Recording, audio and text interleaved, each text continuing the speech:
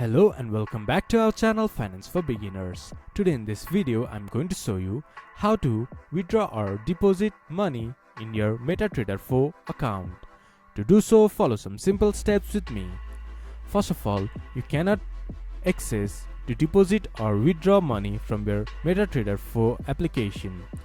So just go to your broker's portal.